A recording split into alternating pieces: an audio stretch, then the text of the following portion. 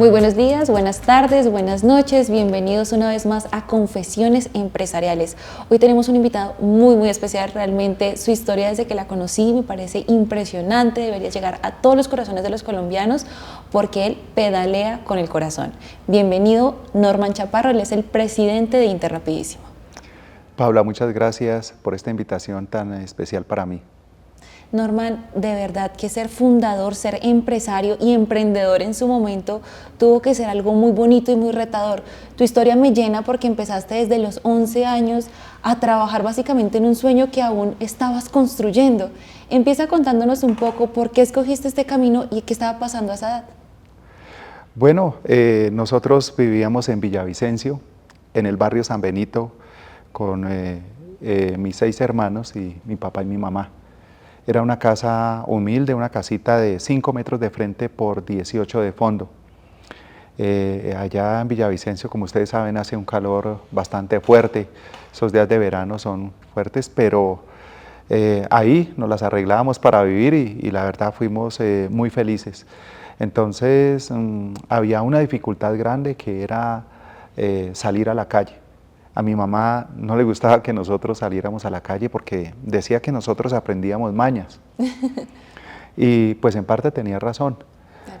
Entonces, cuando uno nace con ese tema de ser mensajero en la sangre, pues a uno no le gusta estar encerrado.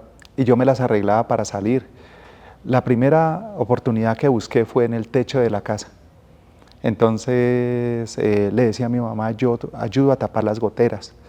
Hacíamos equipo, ella por debajo las identificaba, con un palo chuzaba, yo arriba miraba y con un material que se llama Neme, yo tapaba las goteras. Pero también me ofrecía a lavar el tanque, un tanque aéreo que había. Y pasé muchos tiempos, muchos días de mi vida ahí, en ese como mi lugar favorito. Me gustaba mucho después de la tarde, cuando el sol ya empezaba a bajar, sentía un poco de fresco y mirar el cielo, mirar las estrellas y en agosto ver las cometas. Eso era algo que me llenaba a mí muchísimo, ver el cielo inundado de cometas y pues yo quería una, pero no había plata. Okay. Entonces me puse y arranqué una hoja de un cuaderno de la mitad. Me acuerdo que era un cuaderno de matemáticas y empecé a hacerle los dobleces con hilo de coser y armé prueba error mi cometa y se elevó tanto, se elevó hasta las nubes, no se miraban, la verdad no se veía. Y la perdí. La perdí, pero y trataba, me pedía más pita como resignándose a volver a hacer una tarea de matemáticas. Y me volví famoso en el barrio porque veían elevar mis cometas y me decían que les enseñara a hacer mis cometas. Tú se la vendo. No, yo les enseñé a mis compañeros, a los del barrio, a hacer las cometas y fueron todo un éxito porque aún cuando salgo a concursar son las que más elevan y las más pequeñas. Siempre me gano ese premio por eso, porque es la más pequeña y la que más eleva. Entonces, eso me daba alegría para no quedarme encerrado, porque es que un mensajero metido en 4 paredes no sirve. Pero llegó algo más importante que era volar y era el mandado. El mandado era una oportunidad para salir a la calle. El mandado era para poder correr, saludar a don Crisanto, el de la tienda, a los vecinos. Esto era otro cuento. Y entonces yo me gané ese espacio a puro pulso de entre mis hermanos. ¿Por qué? A mi mamá le gustaba porque yo no necesitaba anotar, escribir el listado de las compras, me los llevaba de memoria y volvía rápido. Ella decía que era como muchacho al mandado, volvía rápido con las vueltas y con los productos completos. Esa confianza me la fui ganando y mi mamá le gustaba irse mucho conmigo a la plaza a hacer mercado los fines de semana. Yo recuerdo que eso era todo ya una aventura y era repetitiva cada 8, cada 15 días. Cuando ella le hacía pare al bus, yo entraba por la puerta trasera, ella pagaba los 2 pasajes y cuando ella ingresaba yo ya le tenía el puesto separado. el bus nos dejaba como una cuadra de la plaza, ya teníamos los lugares donde comprar, porque mi mamá era una dura para pedir rebaja, para regatear. Entonces, nada, después de que estaba el costal lleno, le pagaba a un señor para que lo llevara y yo me iba corriendo del señor al lado de los camperos y llegábamos y esa era una rutina. Cierto día mi mamá estaba enferma, tenía como dengue y me dijo, Norman, ¿será que usted es capaz de ir mañana a la plaza solo? Tú dijiste, es mi momento de brillar. No, yo dije sí, sí, yo le dije, mamá, claro, claro que sí, yo puedo. Pero sinceramente esa noche no dormí, no de pensar en que eso era difícil, sino de ver la responsabilidad de eso que me habían entregado y además de que yo no le podía fallar a ella. Claro. Claro. Entonces me fui, hice todo lo que ya tenía, me lo sabía de memoria y llegué, como dijo ella, como muchacho al mandado, ella revisó que todo estuviera bien, revisó las vueltas y al final soltó una frase que me marcaría por toda la vida. Me dijo, mijo, usted sí sirve para hacer un mandado. Ahí, sin birrete, sin fiesta, mi mamá me graduó como mensajero. Y Paula, desde ahí yo no he hecho otra cosa más en mi vida que ser mensajero hasta la fecha. Y ahí entonces empezaste a crecer, porque obviamente hacer mandados es muy de la cultura de los colombianos, de verdad que sí. Obviamente ya tenías esa responsabilidad, empiezas a crecer, empiezas a estudiar. ¿Qué pasa en el camino que te hace querer emprender y tomar precisamente de base los mandados para hacer lo que haces hoy en día? Bueno, nosotros tuvimos una situación difícil en la casa. Mi papá tenía una enfermedad muy grande y los médicos le formularon que se fuera para clima medio. Okay. Nosotros estando en Villavicencio tomamos la decisión de irnos para Moniquirá, Boyacá. Allá estuvimos, pero los últimos, digamos, el último año de mi papá, eso fue en el año 1982, él murió en el 83. Pero en ese año fue fantástico para mí, porque yo me logré hacer amigo de mi papá. Mi papá era rector de esos colegios agropecuarios. Sí. Y pues él estando en la clínica lo declararon insubsistente y entonces allá él compró un lote y quiso que construyéramos una casita. Yo estaba estudiando bachillerato y salía corriendo a encontrarme con mi papá, pero eso era una emoción muy grande porque él tenía un Willys Jeepao de esos de allá del eje cafetero, modelo 46, lo cargábamos con ladrillo, con cemento, y mientras íbamos trabajando, íbamos hablando mucho. Mi papá estaba muy preocupado porque nosotros todos estábamos estudiando y ninguno pues trabajaba. Okay. Entonces él me decía que ¿por qué no montábamos una sociedad familiar?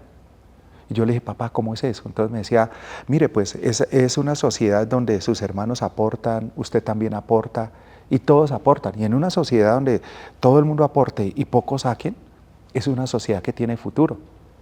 Entonces, bueno, algunos hermanos ya estaban por ahí empezando a trabajar y ellos decían, ellos tienen que aportar un dinero, pero ustedes como no lo aportan en especie, haciendo aseo a la casa, lavando la loza, ayudando con el tema de la construcción y listo.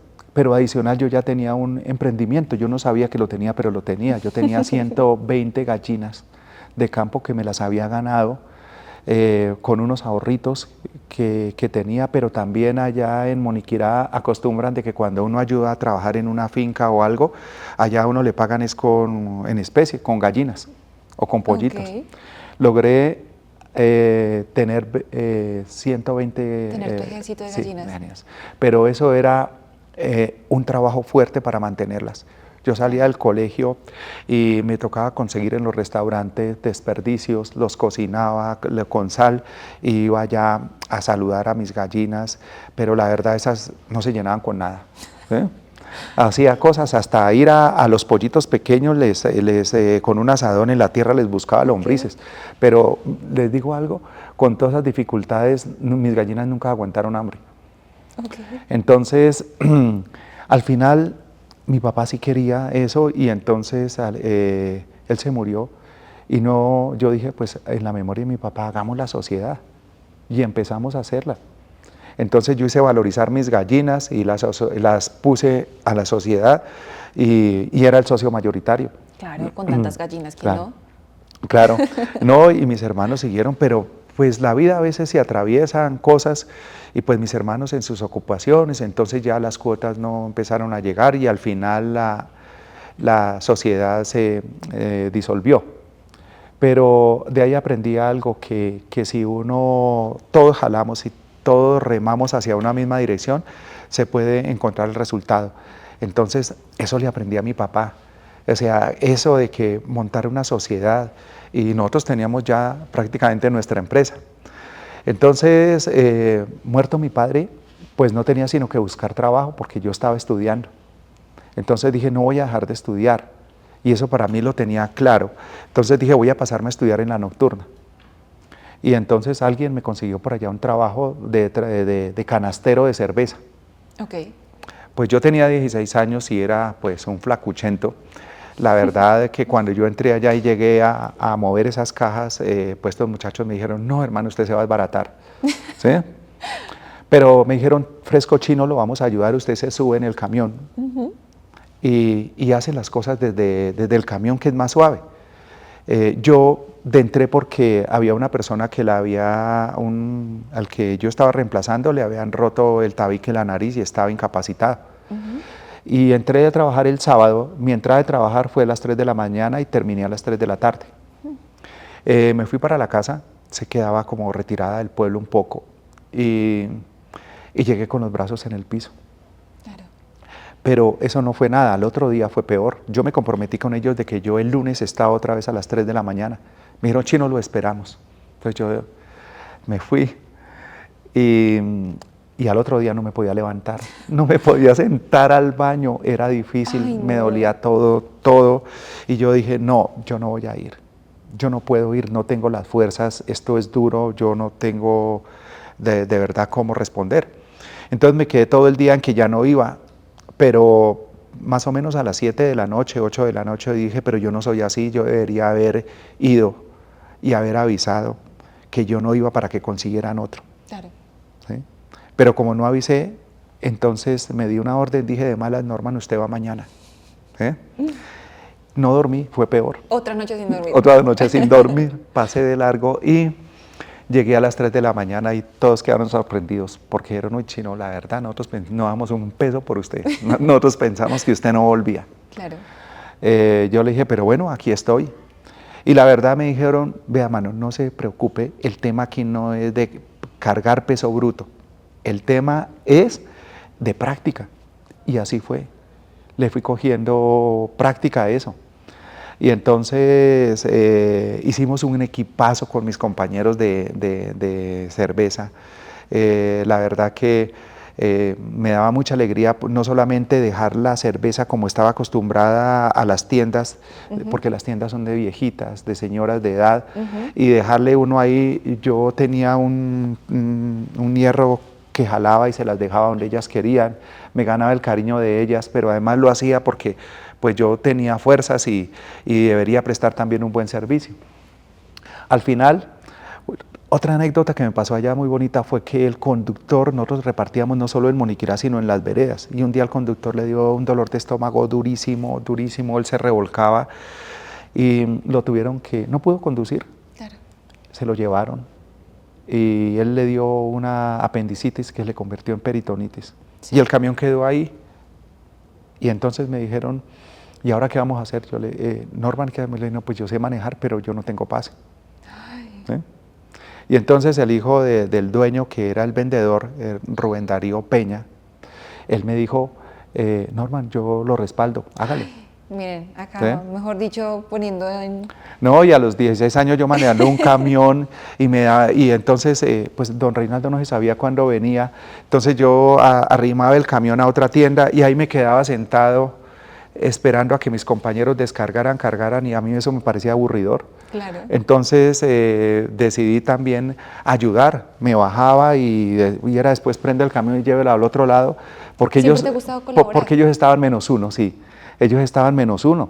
Un tema de solidaridad y también de no quedarse quieto. Es que uno no le puede dar campo a la pereza, si no llega uno ahí, pues terrible.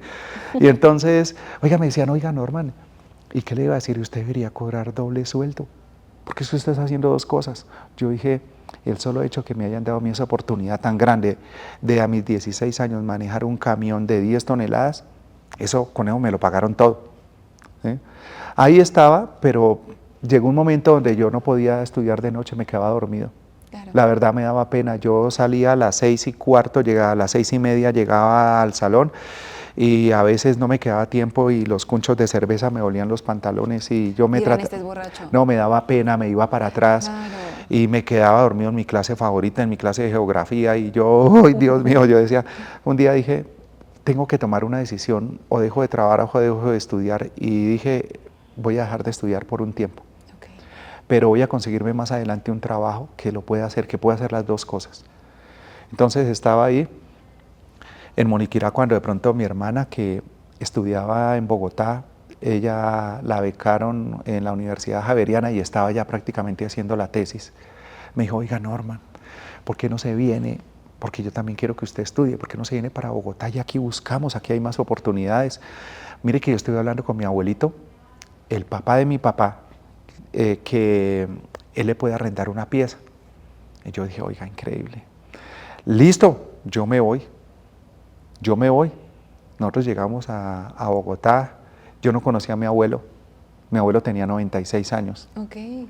La verdad, un señor hermoso, un señor, yo nunca he visto un señor tan elegante. Él no podía salir a la tienda a comprar una aspirina si no iba con chaleco y con corbata. Era el mejor vendedor de colrejillas. Él vendía rejillas de esas para los sifones y tenía una memoria impresionante. Él sabía quién no hacía rato no hacía un pedido, y si no se podía comunicar, iba y yo muchas veces lo acompañaba, pero eso lo recibían con una euforia grande. Pues un señor a los 96 años trabajando, eso era una belleza. Y aquí estuve trabajando mientras me salía algo en un taller de mecánica de mi tío Uriel. Él tenía un taller de mecánica en Soacha y yo había estudiado primero y segundo bachillerato mecánica, o sea, un taller en el Instituto Técnico Industrial. Okay. Entonces yo aprendí muchas cosas y allá ayudaba a reparar flotas Soachas, de esas flotas que sí, en 48 horas. Eso era algo impresionante, pero cuando llegaba una flota de hacer el último recorrido, de una vez le quitábamos el aceite, el cárter inferior, le quitábamos arriba el cárter superior, la culata, lo desmontábamos, y mi tío al otro día iba a llevar el bloque para mandarlo rectificar. No se demoraba nada, compraba los pistones, los repuestos, y nosotros en menos de 48, y eso les gustaba muchísimo porque las flotas no quedaban cesantes. Entonces, llegó ese tiempo ahí y de pronto yo era duro porque era trabajar de noche en mecánica. Claro. Y trabajar de día, y tampoco podía estudiar, yo quería hacer las dos cosas. Entonces mi hermana ya se había ido para Villavicencio nuevamente y mi hermano también estaba allá con su esposa. Entonces me dijeron, Norman, ¿por qué no se devuelve para Villavicencio? Mire que nosotros queremos que esté acá. Entonces, cuadré mi viaje para Villavicencio. Me acuerdo que no tenía plata para llevar mi trasteo. Mi trasteo era un colchón de enrollar, una cama sencilla de tablas, y me fui para la 10ª con 27 Sur. Allá salían la flota, la Macarena, y me negocié la llevada. Entonces el ayudante me dijo, pero hermano, ¿y a mí quién me garantiza que me paga? Le dije, si yo no le pago, usted coge todos mis activos. Mi patrimonio, que es este colchón, que se lo queda. Allá me estaba esperando mi hermana Ruth y mi hermano César. Y yo dije, pues hombre, esa fue mi entrada triunfal otra vez a Villavicencio. Regresé allá y pues entre todos buscaron trabajo para mí y encontraron por allá de mensajero en una empresa de envíos. Y ahí empezó Pues todo. no, pues imagínese, eso me gustaba, ser mensajero. Y empecé a trabajar en aeromensajería, una empresa como la nuestra, que en ese tiempo era la líder del mercado. Y nada, allá yo tenía la esperanza de que me dejaran estudiar y me dijeron, no, qué pena, pero hermano, nosotros aquí en esta empresa no le damos permiso de estudiar. Ujú. Yo dije, bueno, mientras que consigo algo, voy a seguir trabajando en esta empresa. Pero era muy chévere trabajar, comunicarse uno con la gente. Yo aprovechaba cada entrega para ofrecer el servicio. En ese tiempo las empresas que manejaban el grueso de los envíos eran las de los pasajeros. Flota La Macarena, Expreso Bolivariano, Autollanos, Arimena. Y la gente iba y ponía, hacía cola y era de terminal a terminal. O los aviones, aeropuerto a aeropuerto. Pero no tenían puerta a puerta. Ahí ellos no entendieron el negocio. Ellos no lo entendieron y le dieron campo a estas empresas. Que sin tener toda la infraestructura empezaron a montar y de hecho se enviaban por esas mismas empresas de transporte lo que estas empresas recogían. Yo me acuerdo que en aeromensajería yo recogía lo de todos los clientes, lo empacaba, iba y lo llevaba a Expreso Bolivariano. Y Expreso Bolivariano lo traía hasta Bogotá y aquí lo reclamaban y lo distribuían. Entonces, ellos se quedaron ahí. Ellos no vieron la oportunidad y dejaron ese espacio para llegar a las empresas y yo seguía en esa empresa pero sin estudiar. Perdóname ahí, en ese momento cuando viste esa oportunidad que se podía brindar, ¿cómo empezaste a maquinar tu empresa o desde ahí no se había como de pronto concebido? ¿En qué momento fue que dijiste, es momento? Bueno, yo trabajaba y para mí no solamente aprovechaba el momento de hacer una entrega, sino que yo ofrecía el servicio a la persona que le estaba entregando. ¿Cuál servicio exactamente? Es decir, yo le recojo su envío y se lo entrego rápido. Entonces, eso no lo hacía maquinando, sino lo hacía por un tema natural. Algo de servir y algo de... Entonces conseguí muchos clientes para esa empresa. Y ese contacto de todos los días de estar en la calle, a mí me da mucha alegría de verdad ser mensajero, es que eso es impresionante, y tener un poquito de humor. A veces en las empresas tienen mucha tensión, hay problemas internos, entonces el clima laboral no es bueno, pero cuando llegue alguien de afuera y les diga, mire, buenos días, acaba de llegar su mensajero de confianza, ¿sí? Romper el hielo un poquito, eso ayuda mucho. Entonces uno conoce muchas personas, a un mensajero le queda muy fácil hacer amigos. Pero como yo le decía, mi problema era, yo quería seguir estudiando, entonces conseguí un validadero. Dije, no, pues un validadero, si no me dejan estudiar de día, me voy para un validadero. Claro. Allá de entré, hicimos un equipo, habían las secretarias de la rama judicial, esas señoras que escribían sin mirar, esas máquinas que las hacían sonar durísimo. Hicimos un equipo, había un mecánico, había un latonero, había un carpintero y nos poníamos a estudiar.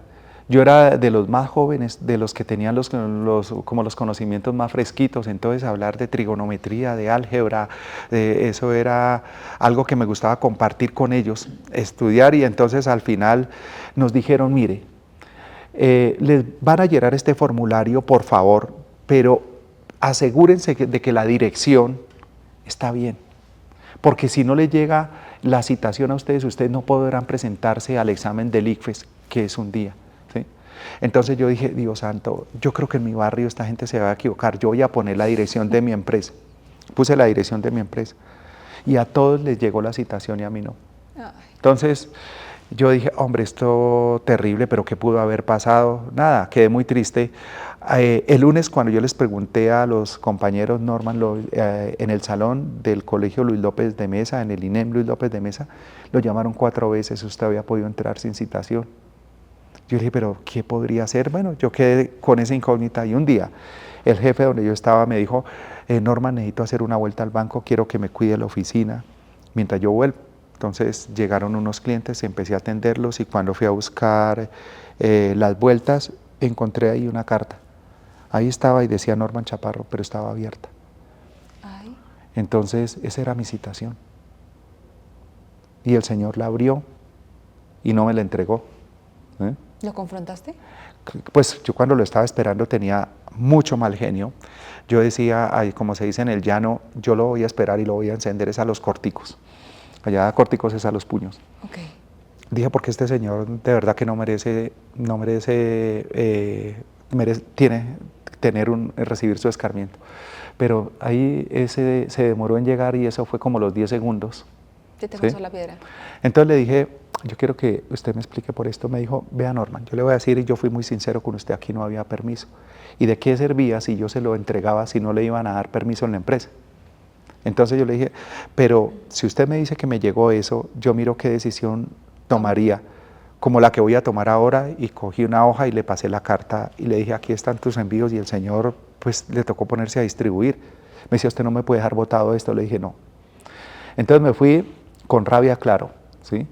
Pero ante todo yo tenía que hacerme respetar y pues me fui triste porque vea, me quedé sin trabajo, me quedé sin estudio.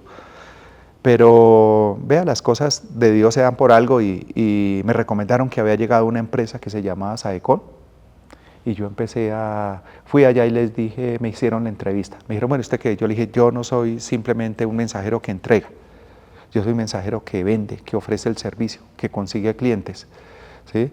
Y además soy una persona que hace un tinto levantamuertos, ¿sí? Un tinto que despierta a todo el mundo. Me dijeron, entonces les dio un poco de risa y me contrataron. Entonces empecé a trabajar en esa empresa.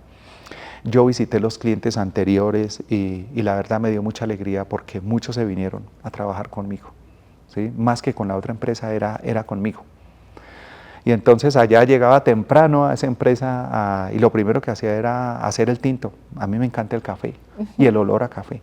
Y ayudaba a que la oficina quedara bonita. Y entonces yo decía que tenía un pocillo de barro que le puse belarmino. Y me tomaba mi tinto y se volvió tan famoso belarmino que ya en esa oficina ya no pedían un tinto, sino decían, por favor, me gasta un belarmino. ¿Te gusta nombrar las cosas? Sí, me encanta a todos. A todas las cosas mías les trato de buscar un nombre, porque yo creo que la vida, esa es la esencia de un mensajero también. Y la vida no se tiene que tomar tan en serio, porque un pocillo es el pocillo de todos, pero un belarmino era mi pocillo. Entonces, nada, allá seguí trabajando, muy buenos resultados, creció la empresa, ya necesitamos otro mensajero, necesitamos una secretaria y bien, creció todo, pero no crecían mis ingresos. Claro. Y ya habíamos tomado la decisión de que mi mamá y mis dos hermanas se devolvían otra vez para Villavicencio y pues yo era el responsable de ellas, yo era el que me hice cargo y pues no me alcanzaba la plata, ¿sí? Entonces yo fui y les dije, mire, nos está yendo bien, yo les pido que tuviéramos un incremento, que me subieran, y me dijeron, no es posible, la situación no nos da para subir todavía. Entonces cuando salí, ahí estaba Mercedes, que en ese tiempo era mi novia, y me dijo, ¿cómo le fue? Le dije, me fue excelentemente bien. Me dijo, ¿y por qué? Le dije, porque no me subieron el sueldo y renuncié. Y me dijo, pero eso no es nada bien, ¿cómo se le ocurre? Ahora se quedó sin trabajo, ahora sí que se va a meter en problemas. Yo le dije, mire, no se preocupe que yo voy a montar una empresa. Me dijo, bueno, ¿y la plata? Yo le dije, no sé cómo, pero me la consigo. Entonces, ahí empecé y estaba terminando bachillerato en la nocturna. ¿Qué edad ¿sí? tenías? Ya tenía como 20 años, 20 años. Muy joven. Sí. Entonces y empecé a decir, bueno, para montar una empresa lo primero que hay que ponerle es un nombre, porque eso sin nombre no funciona. Y yo dije, bueno, ¿y qué nombre le pongo? Yo decía, oiga, a mí me parecía bonita la historia de los chasquis en el Perú, que eran los mensajeros urbanos, que llevaban mensajes verbales. Yo decía, pero qué charro estar contestándole a todo el mundo y dándole esta explicación cuando le pregunten, ¿y por qué le puso a su empresa Chasqui? ¿Sí? Entonces yo quería algo rápido, algo que se moviera, algo rapidísimo. Y yo dije, oiga, rapidísimo es lindo, pero eso tiene que ir acompañado de algo. Ah, listo, rapidísimo, mensajería extra rápida. Ahí fue fácil definirlo. Lo pinté, en el cuaderno los pinté y de pronto dije, pero me falta el logo. Y había pensado en un avión y había pensado en un mapamundi. Miraba un Mirage, a mí me gustaba el Mirage, la forma de un Mirage, pero un mapamundi, pero yo dije, oiga, pero aquí hay algo importante, a las empresas las mueven son las personas.